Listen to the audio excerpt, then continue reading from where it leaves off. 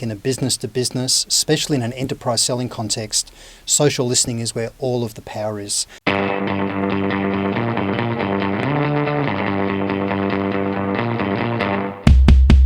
here again with Tony Hughes. Hello, Tony. Hi, John. Hey, Tony, we've just talked in the last discussion we had about your definition of social selling and the 5 pillars of social selling. Yeah.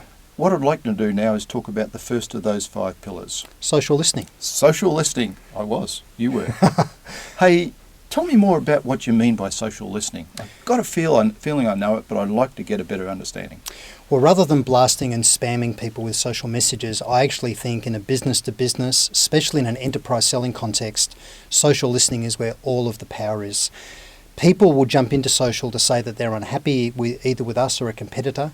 There'll be things in social, in media generally, that get captured in Twitter and out on the web, and there's affordable tools we can use to listen well. Things like Hootsuite, for example, is a free tool that you can use, and you can listen for trigger events and for the names of brands that say, hey, there could be an opportunity here. Okay, so can you give me some examples, particularly in the B2B environment, of those sorts of things that you'd be listening for?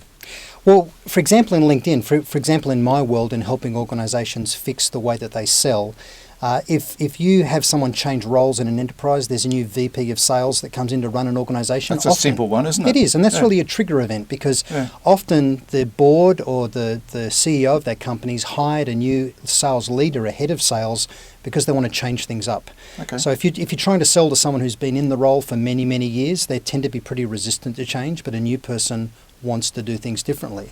There'll be lots of examples like that. So let's move on. So in listening, you're going to be using tools. You mentioned Hootsuite and so on. Yeah. And then you're going to be capturing the triggers. So yeah.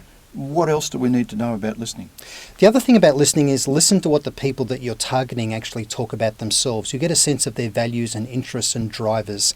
And that's where a platform like LinkedIn is actually very valuable. There's good groups in LinkedIn where people will tend to be part of groups and they'll talk.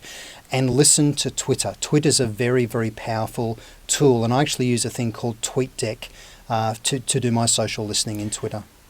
And I guess you're not just listening to what the executives might be saying. A lot of them aren't even in LinkedIn, right? Yeah. But you're listening to what their people are saying, what their customers are saying, to get a feel for any triggers that are happening that you can then go and create a dialogue around. Yeah, it's true. And we're not talking about it right now, but the whole concept of social research, that can only be done well if you listen well. So people expect us to turn up today and actually have insight about the thing that we want to talk about, and not to talk about us and our product and what we sell, but to talk about them and their industry and their challenges and the trends, the things that are happening that are important to them.